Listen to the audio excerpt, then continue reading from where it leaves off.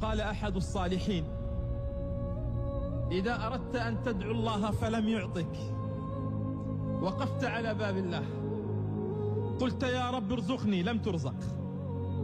قلت يا رب اشفني، لم تشفى. قلت يا رب أعطني، لم تعطه.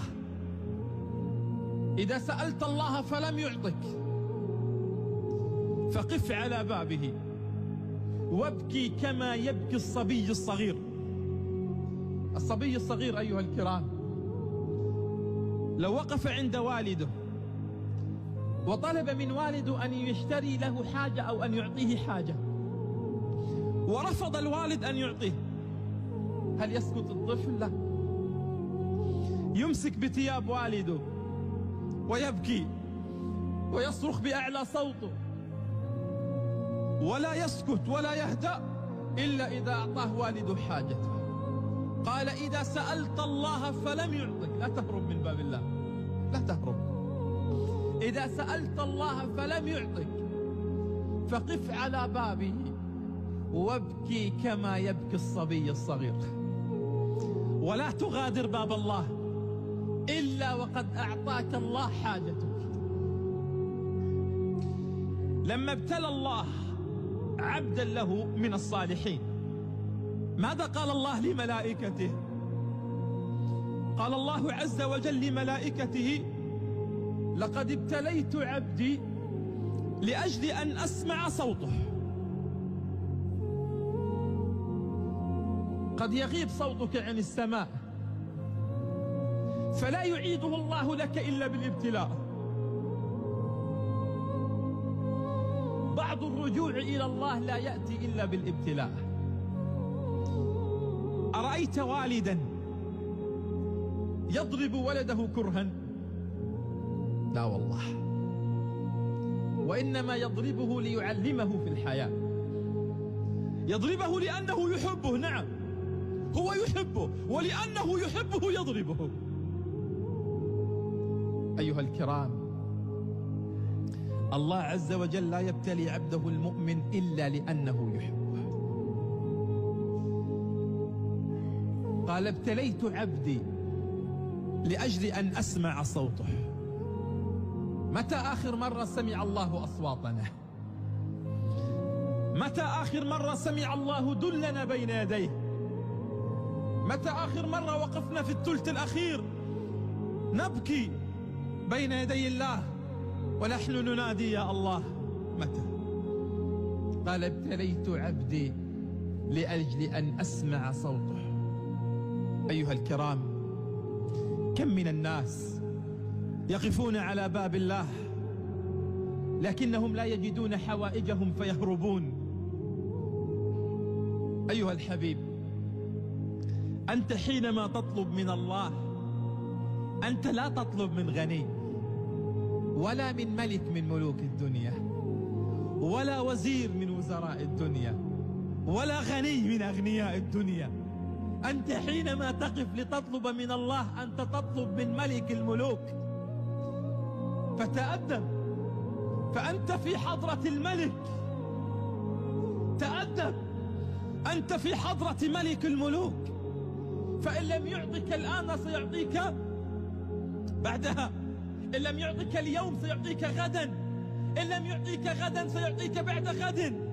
فهو الله الذي لا تنقطع عطاياه.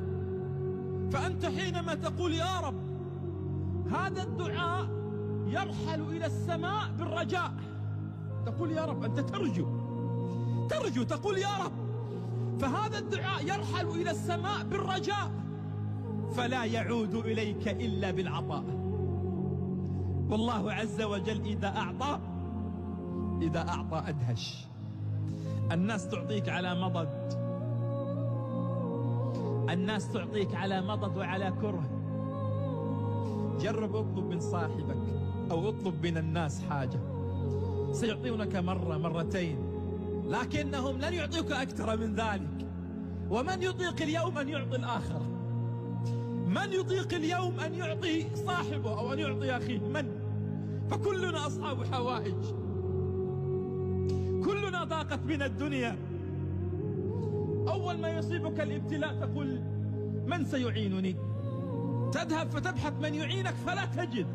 لما لا تختصرها وتدعو الذي يعين الله؟ لما لا تختصرها؟ أنت تطلب من عبد، هذا العبد يطلب من الله.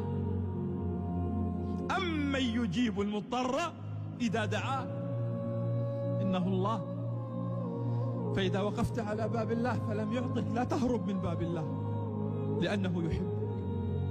لا تهرب من باب الله واعلم أنه سيعوضك خيرا. إن لم يكن اليوم فبعدها، إن لم يكن غدا فبعد غد، إن لم يكن في الدنيا فقد ادخره الله لك يوم القيامة. فالدعاء أيها الكرام هو على 3 مراحل. باختصار، إما أن تدعو الله عز وجل بأن يعطيك شيئا أو حاجة من حوائج الدنيا فيجيبه الله عز وجل لك في حينها، فيقول كن فيكون. وهذا لا يتأتى إلا للصالحين وللأنبياء وللصحابة وللمقربين عند الله. أسأل الله أن نكون منهم، اللهم آمين. وإما أن يؤجله الله لك في الدنيا لوقت يريده الله. فالله عز وجل حينما يستجيب لك رحمة بك، وحينما يؤخر عنك الاستجابة يؤخرها لحكمة لك. فاستجابة الله لك رحمة وتأخيره عنك لحكمة. كم في هذه الحياة دعونا الله أن يعطينا فلم نعطه، بعدها بسنوات أعطانا الله. فلو أننا علمنا ما في الغيب، لو علم الواحد منا ما في الغيب لاختار الواقع. والله لو علمنا ماذا أعد الله لنا في الغيب لاخترنا الواقع الذي أراده الله عز وجل لنا. فكم من الأشياء اكتشفناها بعد زمن أنها لو جاءت كما أردنا وكما استعجلنا لكانت شر لنا، ولكن حينما أخرها الله أخرها لحكمة. فإن أخر عنك زواجا لحكمة، إن أخر عنك رزقا لحكمة، إن أبعد عنك صاحب سوء لحكمة. فكل تأخير لك في الحياة لحكمة يريدها الله سبحانه وتعالى. أيوب عليه السلام 18 عاما من المرض. في عقولنا البشرية 18 عاما من التأخير من استجابة الدعاء. أيوب عليه السلام 18 عاما من المرض، ليس مرض أن تقوم فتذهب وتتحرك، لا، 18 عاما من المرض كما هو على فراش المرض. بعضنا قد يصاب بمرض خفيف يضجر من الحياة. بعض الناس يصاب بمرض يقول لماذا أنا يا الله من دون الناس.